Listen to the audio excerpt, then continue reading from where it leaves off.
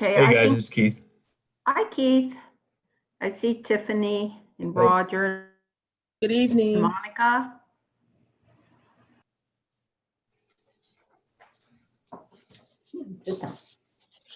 I think the only one we might be missing right now is Gloria. Good evening. Dr. Thomas, we are live. Okay, then I will bring this meeting to order. This is Lorraine Public Library System. We're streaming on YouTube, and it's our regular business meeting for September 17th, and we will bring it to order at 5:01 p.m. If there's anyone who has a conflict of interest with today's agenda, would you please make it known? Okay, seeing or hearing nothing about that, we're going to move on. Before we move to our real agenda, I want to congratulate Anastasia.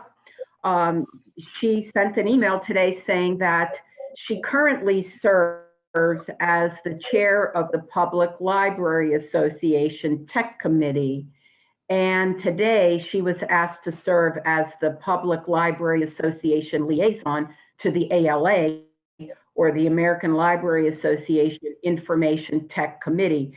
So that is quite an honor for her to be able to do that, and also represent our library system amongst her travels. So that is really an honor, and we congratulate you, Anastasia, on this. Do you want to say anything about what your tech committee is all about? The PLA Technology Committee coordinates programs around obviously technology for public libraries. So we pull together things for annual conferences, and it's a really nice cross section of people who work in different parts of technology in public libraries. So I'm really pleased to be able to be the liaison from that committee to ALA. So thank you. That was so nice of you. Oh, you're welcome. Yeah, I think it's really great, and we're very proud of all of your accomplishments there. I would also like to remind people there is still time, if you have not done it, to be a contributor or a donor to any type of the worthy cause that is on Connect to a Cause, being sponsored by the Community Foundation. One of the many, many good causes and nonprofits is the Lorraine Public Library System Foundation, but you will go on there and see foundations and other service organizations that are nonprofits for pets and people and feeding people and clothing people. A lot of help is needed out there, and the Community Foundation spoke with our foundation this week, and the group that raises the most, they are actually going to have some different monetary awards. So that's another little incentive there. So if you can, it's a good cause, and it's the first time they've ever done this. So I bet they'll want to see how well people respond to that. And it concludes at 8 p.m. this evening. Okay, so we will start our regular meeting. Would you like to take roll call, Erica? Formally? Yes. Dr. Badillo? Colonel Belanger? Here. Miss McClellan? Here. Miss Sheeman? Here. Miss Snipes? Miss Torres? Here. Dr. Thomas? Here. Thank So- you. Pardon? Oh, I just said thank you. Okay, and Monica is coming back on. I think she must have got disconnected. So we do see Monica on the meeting. Sorry, power outage. Okay, thanks, Monica. And I wanted to thank Joel too for all the help that he gives us in making the text work. That's important with Zoom. So we're going to move on to the approval of minutes, item number 2020-081. This is of the August 20th, 2020 meeting. So moved, Millie. Second, Ethel.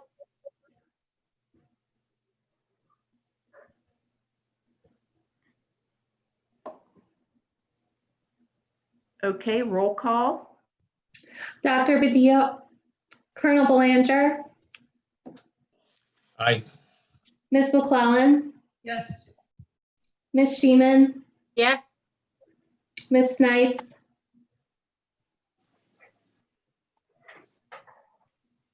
Ms. Snipes, It's technology today. I don't know. Ms. Torres, Yes. Dr. Thomas. Yes. And I see that we have Dr. Padilla with us now. So welcome, Gloria. Thank you. Okay, we're going to move on to item number 2020-082, approval of the fiscal officer's report. Okay, so the August financials were included in your board packets. We had a cash balance at month end of $16,792,680. The cash balance in operating funds was $12,698,048, and operating funds unencumbered was $11,664,995.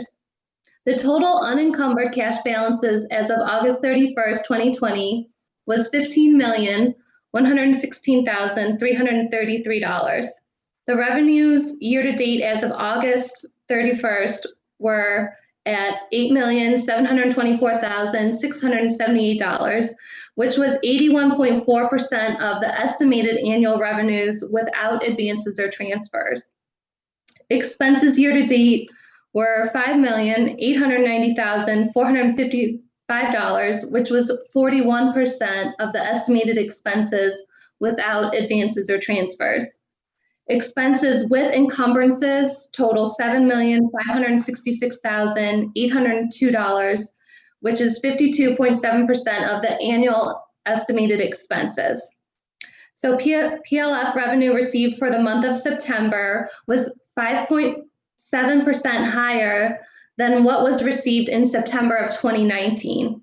So overall for the year, PLF revenue is down from the beginning of the year by $16,779 or 0.5%, which, as we all know, has been due to the coronavirus, but we are closing that gap, and I expect by either next month or the month after, we will be back in the positive range. Some other updates out of the fiscal office is that we submitted the FEMA Public Assistance Grant for COVID-related expenses at the end of August. That has since been reviewed by the Ohio Emergency Management Team, who's helping organizations navigate this grant. They've since moved it on for review by FEMA. And so all we need to do now is wait and see if FEMA will actually approve our request. And it's estimated to take at least a month for them to get through the review and respond back to us. We did receive the $150,000 in funding from the COVID Relief U.S. Treasury grant at the end of August. So Anastasia, Rick, and I will be working to determine which COVID expenses to apply to this funding, as the library is required to have it expended by the end of this year and report on it. And lastly, Democus will be donating 22 chairs to their Friends of the Library group. 5 are soft seating chairs and 17 were green textured computer chairs. The chairs were outdated and are being replaced with new pieces as part of the Democus branch renovation project that's currently taking place. There were no correspondences and there were no public records requests. And that concludes the fiscal officer's report. Thank you, Erica. Are there any questions for Erica? Hey, Erica, it's Seeing Keith. none? Hi, Keith. Well, sorry, go I have a ahead. question. Yeah, so are you working with FEMA? Who's actually working with FEMA? Is it you or the team? Who from our team works with FEMA? That's kind of cool. So it was just an online platform that we were able to submit project totals and like our estimated expenses. So it was a combination of Anastasia and I gathering our COVID expenses and determining what we wanted to put a request for in. We originally submitted like our PPE and like plexiglass expenses, and then we did IT for the hotspots, as well as we do have some increased security expenses to help with implementing the mask policy and making sure we have no issues with patrons coming through. We did receive a response this week from the Department of Emergency Management from the state of Ohio, and they did advise us that FEMA is not going to approve the IT related expenses or security expenses. So we had to back those out, and we're hopeful that the PPE expenses will get approved. We just have to unfortunately wait and see what they say. Yeah, sometimes it's it's okay to pad it a little bit, so it gives them something to kick back. So they'll get the other stuff approved. That's good. Nice job. Fingers crossed, yes. Okay, if there are no other questions, we can do roll. Dr. Badillo, Aye. Colonel Belanger, Yes. Miss McClellan, Yes. Miss Sheeman,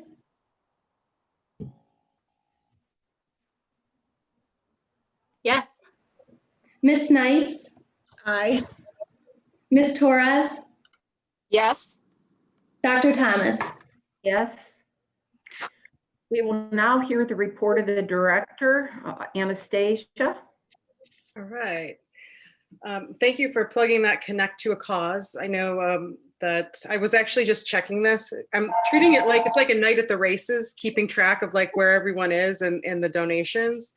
So currently the foundation is at $1,435 in donations, which is impressive considering this is just something that the Community Foundation has coordinated, and just overall, there's well over $20,000 of donations that people have made to different organizations. So just really glad to be part of that. On Tuesday, Erica and I met with Moody's for our rating presentation. So Michelle Hillstrom from Stiefel, Becky Princehorn, and Catherine Swartz from Bricker and Eckler were also on the call, so that we worked with them to kind of present our story about the library and our finances, our direction. They had a lot of questions. We were fortunate to be working with an analyst who knows a lot about libraries, particularly Ohio libraries. And he's worked on a lot of credit ratings for libraries and who have PLF backed financing. So that was really good for us. And I'm pleased to say, I think it went really well. So at the end of the call, they were very positive with us. And I wanted to thank Erica for being so prepared and so quick with the answers. So they had a couple of questions at the end, and she was able to pull things together and get them right off to them on the same day. So I feel like that was a really good sign that we were able to answer their questions really quickly. So where it goes from here is we should be getting our rating next week. And then the week after that, that is when the bonds will be sold and all that'll happen. And proceeds, we hope, they're scheduled to be in our back to us by the 15th of October. So it seems like a whirlwind. We've been working on this official statement for a couple of months now. And then all of a sudden it's like, you present, you get a rating, it's bam. It all just happens so quickly. So I just wanted to give you an update on that and say, I think it went really well. And I don't know if you have anything to add, Erica, but I thought it was pretty good. Yeah, no, we got really good praise from both Michelle and Brickler and Eckler. They both thought the presentation went well, and that the information Anastasia and I decided to share married with each other really well and flowed. Yeah. So it was good, really good. Yeah. So speaking with this, coping with additional costs. So besides the FEMA, as you know, I know I've mentioned in the past that the mayor of Lorain had decided to include the library in his list of organizations when he was talking with city council to distribute CARES Act funds. And we did find out that we will be receiving $150,000 from that as a sub-grantee of the city of Lorain's funds. So that's the couple of things you're going to be approving tonight. Once we knew it was a go, that's just, I know you've been creating a lot of funds lately, but it's important for us to be able to track this so that when we go back to people with reporting, we can be very clear about how we expended the funds. And we're excited by that. And so we found out that Hope for Futures, the folks who are going to be doing the micro farm at South and at Main Library, they were also a grantee from the city of Lorraine, and they did receive their funds. So we are told that within the next week or so, I know Rick is on the call, he might want to jump in with any comments, but my understanding is that within the next week or so, they're going to actually be installing these farms. You know, when I talked about this, I promised that they said it was going to be really quick to get them up and running, and they were not kidding. So I'm anticipating in the next 2 weeks, we should actually have these set up so you can drive by and look at them and, you know, ask any questions. And so the season for the little library in the lake, it did wrap up. So it was a really short season this year, but I just wanted to share with you some really great things that came out of that. So we served, I think I put in my report, we served over 600 patrons, and we had a lot of great interactions there, but it also blossomed and became a really nice positive story for libraries in general. So we were contacted by the American Libraries magazine to be interviewed about that project. And then also next week, we're going to be interviewed with on a program where they talk about collaboration between parks and libraries. So it's really great to be sharing some really positive stories across the country. So it's really nice to be able to bring that attention to Lorraine. And last but not least, the Create Space at the main library is officially going to be opening to patrons next week. So this, you know, we've talked about the Create Space having equipment from a really fancy embroidery machine to soldering equipment to a laser cutter and all kinds of things. So I really encourage you to come and, you know, talk with me, and we'll set you up for a tour of that, and also the Culinary Literacy Center. Now that's coming online. So I'm really pleased that those are ready to go. And yeah, that's it. Lots of good stuff. So thank you. Hey, Anastasia. Yeah. I got a question. Sure. Will that have a 3D printer as well? It does. Yep. Oh, awesome. Yeah. Second question. Yeah. Hey, when you could you send sometime or somebody just the links to those articles you just mentioned, so that one about the little library on the lake? Yeah. The one that it's about to happen and the one that just happened. Yeah. Yeah. I will. The interview next week, I believe, I know we're recording it for YouTube. I'm not sure if it's going to be streaming live or not, but I will definitely give you that. I'll send that to you. Yeah, just afterwards. I won't watch it live, but if I can see that.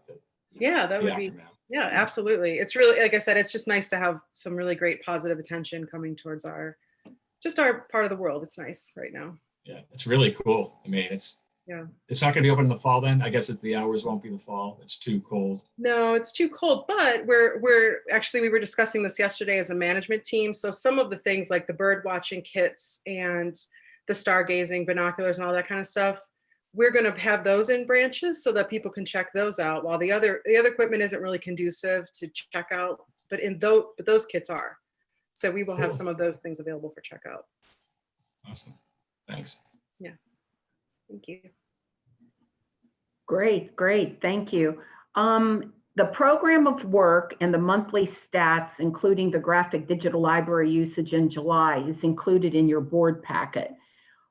Are there any questions or concerns that need to be addressed to Rick or Cheryl, Anastasia, from what you reviewed on those documents? Anything there? All righty. Okay, then we'll move on to committee reports. Anastasia, did you want to say something about any of it? Oh, just that No? the graphic for the digital library usage, I thought that was really nice. So we'd filled out a survey and they came back with this great graphic. So it just shows the power of data visualization to really communicate things well. So that's all. Okay, great. Thank you. All right, moving on to committee reports. Library Services and Personnel Committee did have a Zoom meeting this week. The chair of that committee is Millie Torres, along with members Ethel Sheeman and Monica Snipes. Would you like to give an update, Millie? Yes, of course. Hello, everybody. Thank you. We did do a Zoom meeting on Tuesday, and it was in discussions to some of the patrons being upset because masks were needed to be worn by 2-year-olds and up.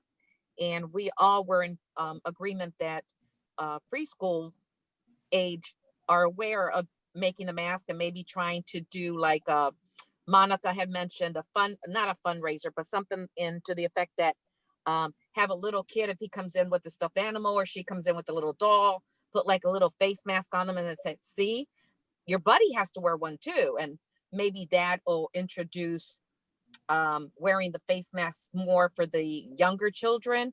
I think we came into agreement 2 and up would be great, because they're starting to learn at that point. And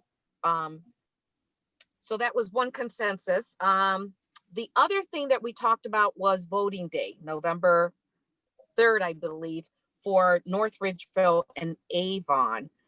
They do have voting polls there. So we decided to have the library conduct business as curbside on those days.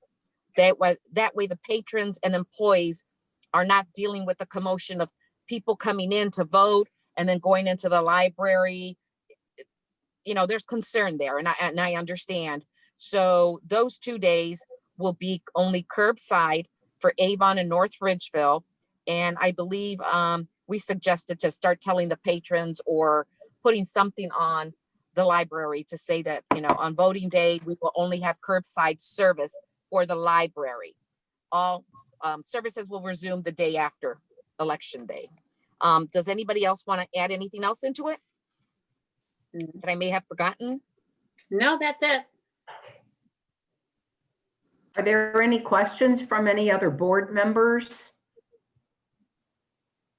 Okay, all righty, well, we'll move on then to new business. Item number 2020-083, approval use of funds 330 and 430 for the Avon building project. So moved. Keith? Second, Monica. Dr. Badillo?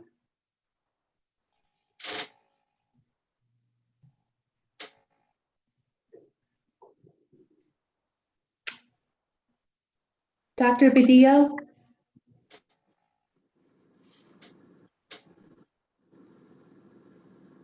Colonel Belanger? Yes. Ms. McClellan? Yes. Ms. Sheeman? Yes. Ms. Snipes? Aye. Ms. Torres? Yes. Dr. Thomas? Yes. And Gloria? Sorry, Are you- my iPad got stuck and it wouldn't let me open. Yes, I am here That's now. okay. Okay, thank you. Moving on to item number 2020-084, approval of the creation of Fund 208 for the Coronavirus Relief Subgrant Fund. This is Millie, so moved. Ethel, second.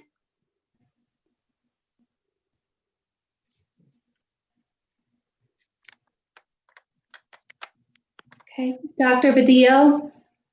Aye. Colonel Belanger? Yes. Ms. McClellan? Yes. Ms. Sheeman? Yes. Ms. Snipes? Yes. Ms. Torres? Yes. Dr. Thomas? Yes.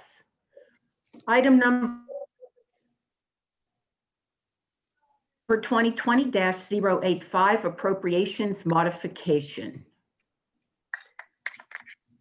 This is Gloria, so moved. Monica, second. Are there any questions about what this is referring to?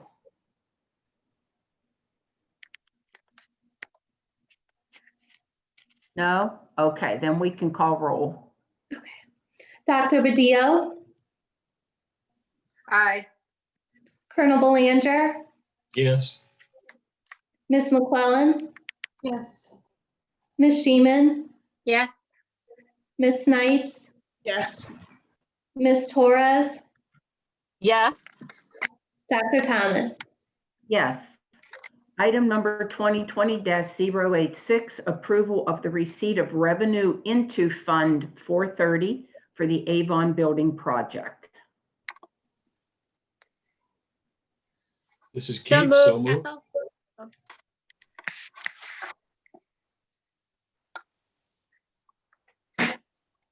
Erica, did you get that? Keith and Ethel, is that what everyone heard? Yes. Okay. Yes. Okay. Are we good for roll then? No questions? Yes. Okay. Dr. Badillo, Aye. Colonel Belanger, Yes. Miss McClellan, Yes. Miss Sheeman, Yes. Miss Snipes, Yes. Miss Torres, Yes. Dr. Thomas. Yes. Item number 2020-087, approval of the contract with GPD Group to provide design services for the Avon building project. We need a first. So moved, Ernie. Gloria. This is Keith, second. Okay, any questions about this item?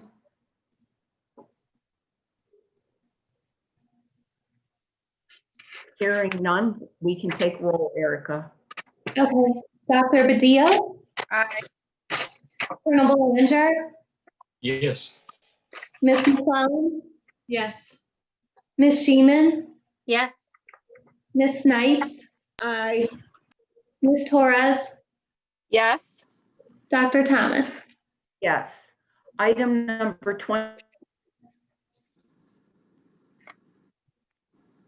2020-088, accept the execution of construction manager at risk agreement.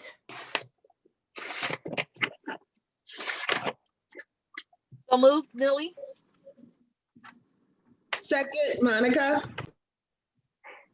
Okay, so this is the part of the committee's work. Roger, Anastasia, Cheryl, and Tiffany and Keith and Rick, in terms of picking and recommending a construction manager.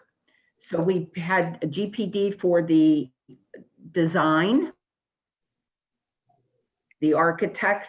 This item discusses and would have the board approving now the construction risk manager for the project. So since we have a first and a second, would either Tiffany or Keith or any of the committee members that were on there like to why this group was chosen, as you will see down as you read through that. This is going to be the agreement coming in there with Gilbane Building Company is what the committee is recommending to the board. Gloria? I was just wondering, are they going to speak a little bit to it, or what are we doing? Yes, that's what Yeah. I would So that's what I was assuming, Keith or Tiffany or someone. like them to. Correct. Keith? Sure. You know, I think we talked about this last month, right? But we interviewed, how many did we interview for the CMR project? Was it, ultimately, did we come down to 6 or 8? 5. And we came up with the last two was really Gilbane and Turner. Actually, both were pretty equal in a lot of ways.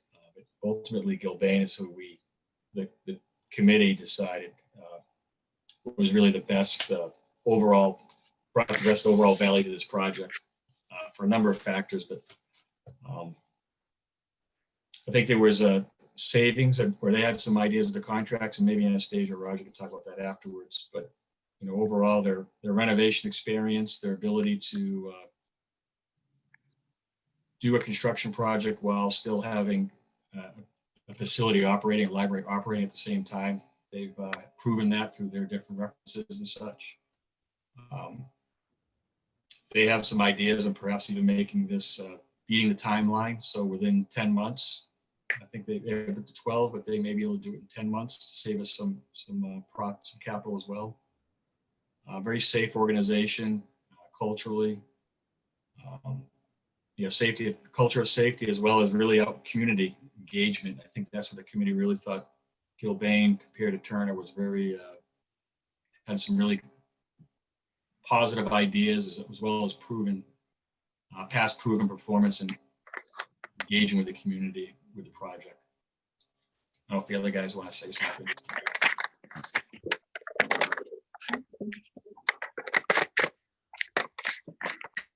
Tiffany, did you have anything to add?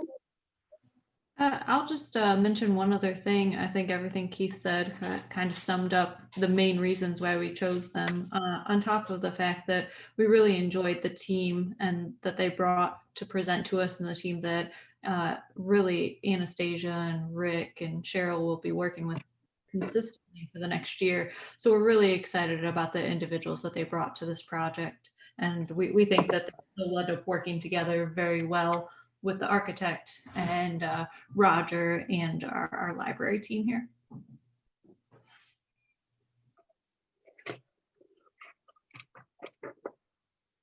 Yeah, Okay, thank you. Sorry. Go ahead. No, I was just going to say, Roger is on the call. I thought maybe he could talk a little bit about that. I think what Keith was alluding to, which is that potential savings in terms of cost with the schedule. So that was another thing that we were interested to hear about. So the schedule for the project, the construction part of it is based on 12 months. We had figured just about 9 months to build the addition and then 3 months to do the renovation.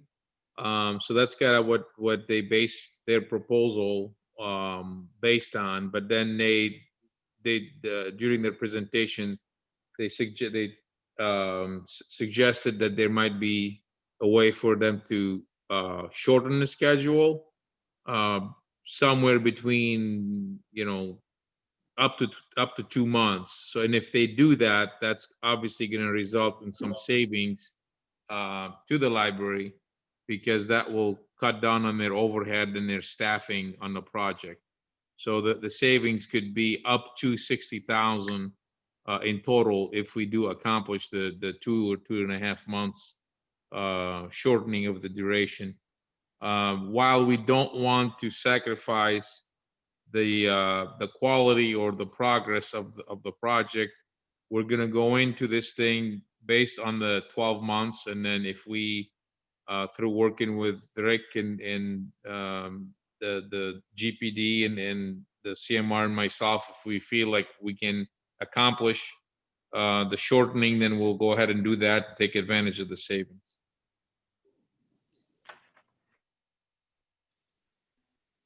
Thank you, Roger. Any other questions for our team? I know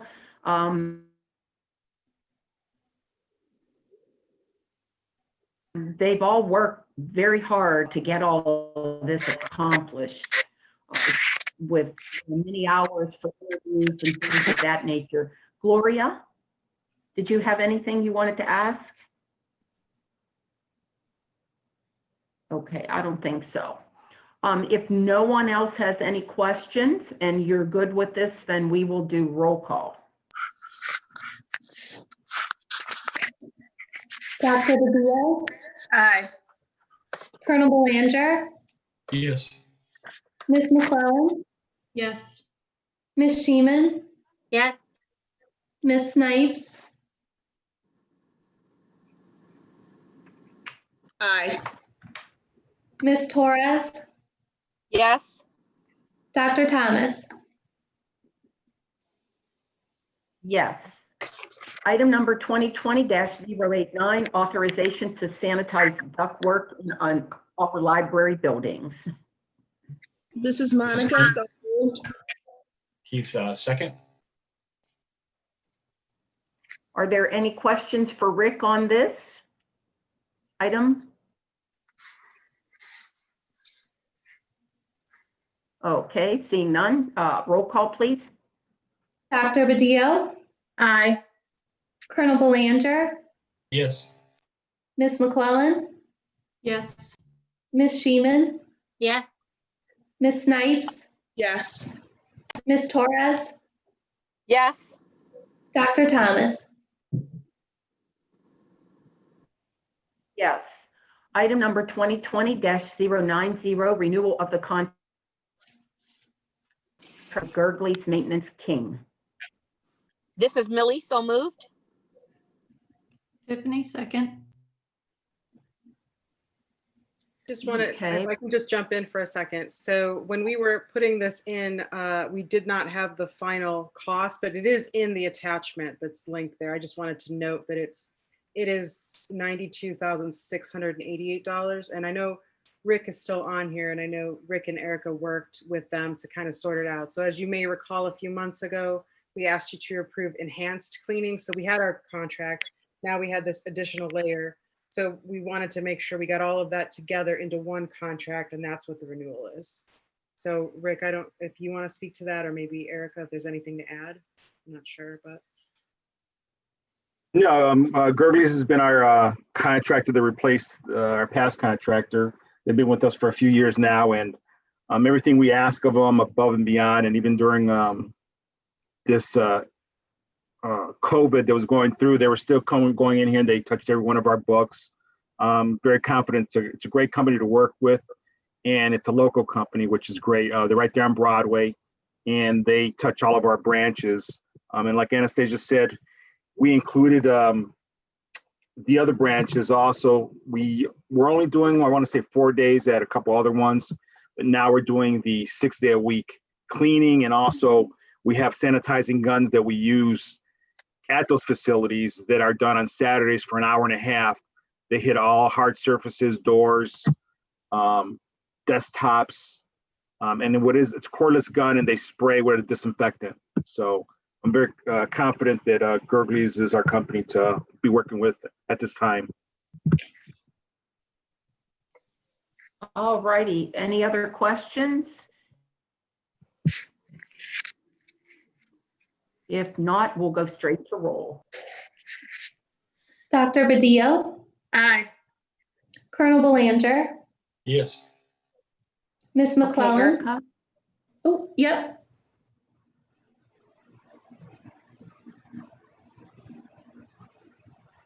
I'm sorry, was somebody going to add something? No, I don't believe so. Ms. McClellan, Yes. Ms. Sheeman, Yes. Ms. Snipes, Yes. Ms. Torres, Yes. Dr. Thomas. Yes. Item number 2020-091, authorization to install UV lighting in the HVAC systems in our library buildings. Gloria, so moved.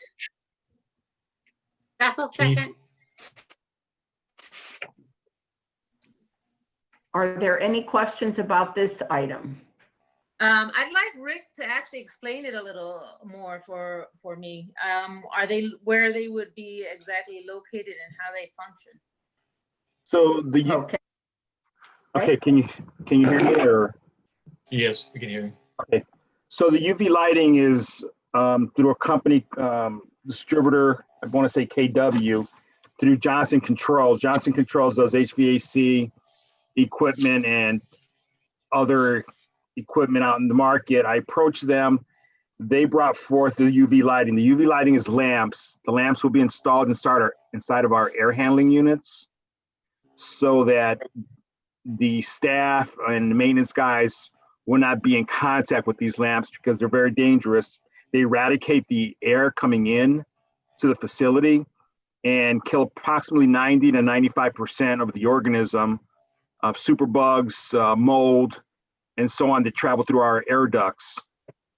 The air ducts, they also have a kill switch on them, so that when a door is open, the air handling units will shut down, and it would go into an emergency alert to shut down the lamps also. These lamps are going to be running probably, I would say, 24/7 in our air handling units. Even when our units shut down around midnight, they're still going to be running in that. all our facilities will have them except the one facility. And that's the Avon one. Avon has residential furnaces that still got a quote for it, but I'm holding off and waiting for direction on that one because we're going to be doing renovating of Avon. And I would hate to install something in a unit that's going to be taken back out that we are not going to be able to use again. So as far as all the other facilities, the other facilities have commercial air handling units in them. And these rods, I want to say they're like 61 inches in length, will be inserted inside the units to eradicate the air. So just to follow up with that, the solution for Avon, because as Rick says, those units are residential, is a HEPA filter. That's what we've been discussing as a way to approach that based on the equipment that they have in that building. So Anastasia, Rick, do we use those filters today in Avon, or are these a higher No. grade, or are we just changing them up more often?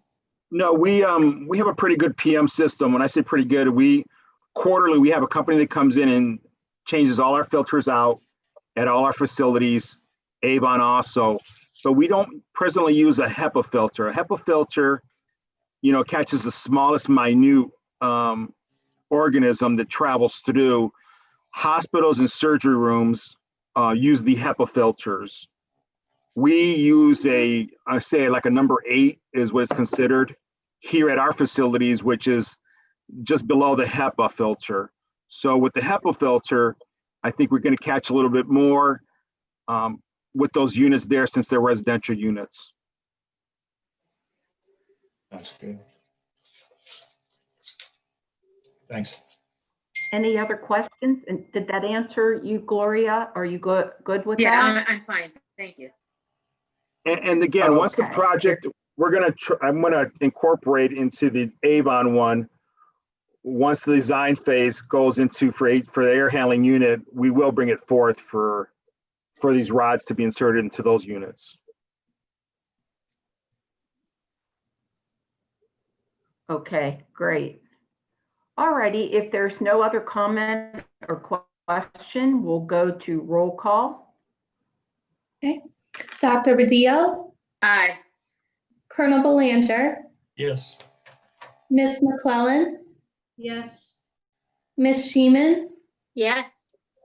Miss Snipes, Yes. Miss Flores, Yes. Dr. Thomas. Yes. The next item is 2020-092, approval to enter into an executive session to discuss matters pertaining to real estate. First and second, and then we will give Joel time to first. So moved. Tiffany? Ethel